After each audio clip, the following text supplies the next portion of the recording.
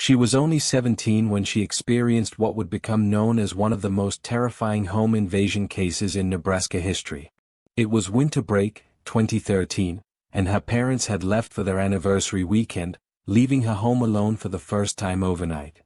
The house was an old Victorian on the outskirts of Omaha, 3 stories of creaking floorboards, drafty hallways, and too many rooms to count. By midnight, Sarah had settled into her parents' bedroom, which had the best TV in the house, to binge-watch her favorite shows. At 1:23 a.m., her phone rang. Unknown number. Hello? Sarah answered hesitantly. Are you enjoying the show? A man's voice asked. His tone was casual, almost friendly. Sarah froze. Who is this? I've been watching you for hours, the voice continued.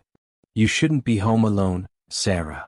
Bad things happen to girls who stay home alone. She laughed nervously, assuming it was one of her friends playing a prank. Very funny, Jake. How did you know I was watching TV? I'm not Jake, the voice replied. And I know because I can see you right now. Red pajama pants. Black tank top. You've got your hair in a messy bun. Sarah's blood ran cold. Every detail was correct. I'm calling the police, she threatened, her voice trembling. Before you do. The voice said, lowering to a whisper, you might want to check the missed calls on your parents' landline. Sarah glanced at the bedside table. The landline phone showed 3 missed calls. That was me, the voice continued. Testing to see if anyone else was home. Nobody picked up, which means you're all alone. Sarah's hands shook as she ended the call and dialed 911. The dispatcher assured her officers would arrive in approximately 15 minutes. Those 15 minutes felt like an eternity as Sarah huddled on the bed, clutching her phone and a pair of scissors for protection. 5 minutes later, her phone rang again. Same unknown number. Against her better judgment, she answered. The police won't get here in time, the voice said immediately. But I need you to know something important. What? Sarah whispered. I'm already inside the house. The line went dead. Sarah's heart pounded as she frantically searched the room for something to barricade the door with. Just as she moved toward the dresser, her phone pinged with a text message. It was a photo of her, taken from inside the room, from the direction of the walk-in closet whose door was slightly ajar. Sarah screamed and bolted from the room, running down the stairs and out the front door just as police cruisers pulled into the driveway. When officers searched the house, they found evidence that someone had been living in the attic for at least 3 days. A sleeping bag, food wrappers, and several bottles filled with urine were discovered. Most disturbing of all was a notebook containing detailed observations of Sarah's daily routine and various entry points to the house. The man, later identified as 42-year-old Lloyd Hemming, a recently released convict with a history of stalking charges, had entered through an unlocked attic window. He had been watching Sarah's social media posts, where she had excitedly mentioned being home alone for the weekend. Hemming was arrested later that night at a bus station 10 miles away. When questioned about why he called Sarah instead of simply attacking her, he chillingly replied, "The fear is the best part. I wanted her to know I was there. I wanted her to feel hunted." Today, Sarah speaks at high schools about social media safety and the importance of home security. She never spent another night alone in that house. Her parents sold it 3 months later. Mark was a 20-year-old college student. He had never believed in the supernatural. As the son of pragmatic first-generation immigrants, he'd been raised to trust logic and dismiss superstition. That changed during the winter break of 2019. Mark was house-sitting for his aunt and uncle in rural Vermont while they visited family overseas. The sprawling farmhouse dated back to the 1800s, complete with a stone foundation basement that his aunt had always warned him to keep locked. For structural safety, she'd said, though something in her tone had suggested there was more to it. On his third night alone, temperatures dropped to record lows. The ancient heating system struggled to keep up, and Mark woke around 2 a.m. to freezing air and the distinct sound of knocking. Knock. Knock. Knock. 3 slow, deliberate knocks, seemingly coming from below. Mark dismissed it as the old house settling in the cold and tried to go back to sleep. But the knocking continued, becoming more insistent. Knock. Knock. Knock. Frustrated and chilled to the bone, Mark got up to check the thermostat. As he passed the hallway that led to the basement door, he noticed something that made his heart skip a beat.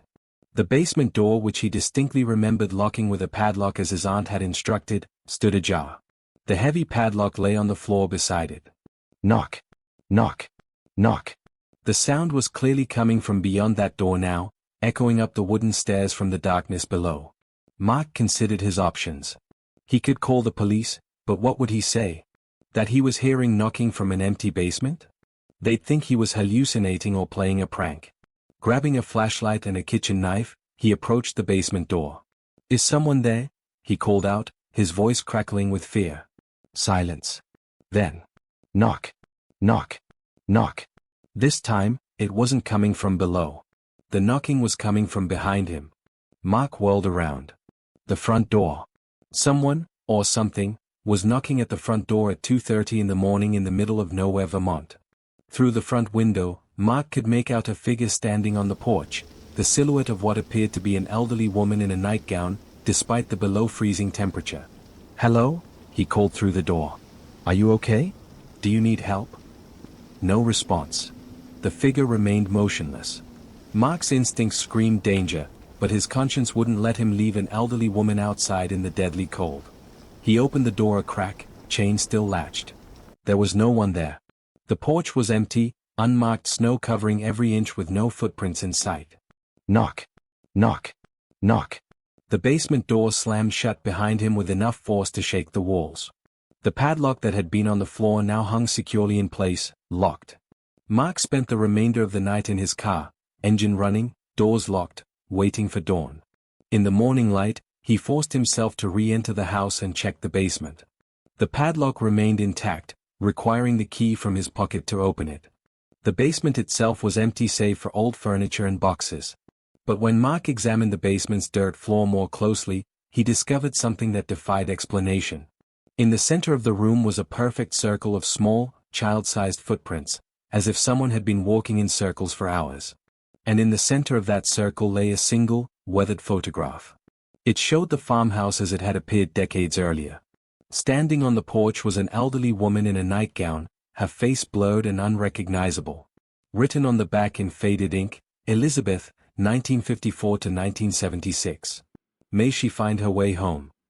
Later research revealed that Elizabeth Holloway, a young woman with severe dementia, had frozen to death after wandering away from the property on a winter night in 1976. Her body had been found 3 days later in the woods. Mark's aunt and uncle cut their trip short after his frantic call.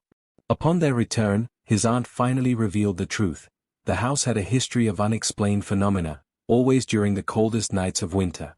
The basement door was kept locked not to keep people out of the basement, but to keep something in. The house was sold 6 months later. The new owners reported no unusual occurrences, except that padlocks placed on the basement door are consistently found unlocked on winter mornings, no matter how securely they are fastened the night before. She had always lived alone, and she preferred it that way. At 34, she was a successful app developer who worked remotely from her modern Minneapolis loft apartment. When she installed a comprehensive smart home security system in 2020, it was more out of interest in the technology than out of any real concern for her safety. The system included motion sensors, door and window monitors, and cameras that could be accessed remotely through her phone. For the first few months, she found herself checking the app frequently, amused by footage of herself moving around her own apartment. Eventually, the novelty wore off, and she rarely opened the app unless an alert notification popped up, usually just telling her she'd left a window open or detecting her own movement when returning home. On October 18, 2021, while attending a tech conference in Chicago, Mia received an unusual alert at 2:17 a.m., motion detected, living room. Half asleep in her hotel room, she opened the app and checked the footage. The night vision camera showed her living room, exactly as she'd left it, empty and still. She watched for a full minute, seeing nothing, and attributed it to a glitch before going back to sleep. At 3:42 a.m., another alert, motion detected, bedroom. This time, more awake and slightly concerned, Mia opened the app immediately. The bedroom footage showed her neatly made bed, closet door closed, everything in its place. Nothing moved for the full 2-minute recording. Annoyed at the apparent malfunction, Mia made a mental note to contact customer support in the morning and turned her phone to silent before going back to sleep. When she woke up around 8 a.m., her phone showed 7 missed alerts from various rooms in her apartment. Thinking the system had gone haywire, she opened the most recent one from 6:23 a.m., motion detected, kitchen. The footage started normally, her empty kitchen bathed in morning light. Then, at the 37-second mark, a cabinet door slowly opened by itself. Mia sat up straight in her hotel bed, suddenly wide awake. 10 seconds later, another cabinet opened. Then another. There was no one visible in the frame. The cabinets were opening as if pushed by an invisible hand. Mia immediately called the police, explaining the situation and giving them permission to enter her apartment. She stayed on the phone, watching live footage through her app as 2 officers arrived and searched the premises. They found no signs of forced entry, nothing missing, and no one hiding in the apartment. The system must be malfunctioning, the officer suggested. Maybe it's drafts from your ventilation system causing the cabinet doors to move. Mia wasn't convinced but thanked them for checking. After they left, she reviewed the footage from all the previous alerts she had missed overnight. In the 4:15 a.m. footage from her hallway, at the very edge of the frame and barely visible in the dim light, she could make out what appeared to be a shadow moving along the wall, distinctly human-shaped but without a visible source. The 5:03 a.m. living room footage showed her couch cushions depressing slightly, one after another, as if someone invisible was sitting down. Most disturbing was the 5:47 a.m. bathroom footage. The shower curtain bulged outward in the middle, holding that position for nearly a minute before slowly returning to normal. Deeply unsettled but trying to remain rational, Mia called her neighbor, a retired police officer named Jim, and asked if he would mind checking on her apartment periodically until she returned the next day. Jim agreed, and Mia gave him her spare key. At 11:30 p.m. that night, Jim texted her, "Just checked your apartment. All secure. But there's something strange, it's freezing inside, much colder than the hallway. Might want to check your thermostat when you get back." Mia thanked him and tried to sleep, but found herself obsessively checking the security footage throughout the night. Nothing unusual happened. When she returned home the following evening, everything appeared normal. The temperature was comfortable, nothing was out of place, and the security system showed no alerts from that day. She almost convinced herself she had imagined the whole thing, or that there must be a logical explanation involving system glitches. A week later, while cleaning her bathroom, Mia noticed something that sent a chill down her spine. In the steam on her mirror, barely visible finger marks appeared to form words, "I see you." Mia immediately packed a bag and stayed with friends for several days. During that time, she researched the history of her building and discovered it had been constructed on the site of a former psychiatric hospital that had closed in the 1970s after allegations of patient mistreatment and several unexplained deaths. Upon returning to her apartment, Mia set up additional cameras and motion sensors. For several months, nothing unusual happened, and she began to relax. Then, exactly 1 year later, on October 18, 2022, while at a work event, she received the first alert, "Motion detected, living room." This time, the footage clearly showed a chair moving across the floor by itself. Mia never spent another night in that apartment. She broke her lease and moved within the week, leaving most of her furniture behind. The smart security system, however, she took with her and reinstalled in her new home, not for security, but as a kind of paranormal monitoring system. To this day, she keeps all the footage from that October night, which she has shown to several paranormal researchers. Most of them believe it shows compelling evidence of intelligent haunting. Skeptics suggest elaborate hoaxing or technical glitches, though they struggle to explain the coordinated nature of the phenomena. Mia herself remains uncertain about what exactly happened in her apartment. But one thing she knows for sure, she will never again dismiss a security alert as just a glitch, no matter how empty a room appears to be.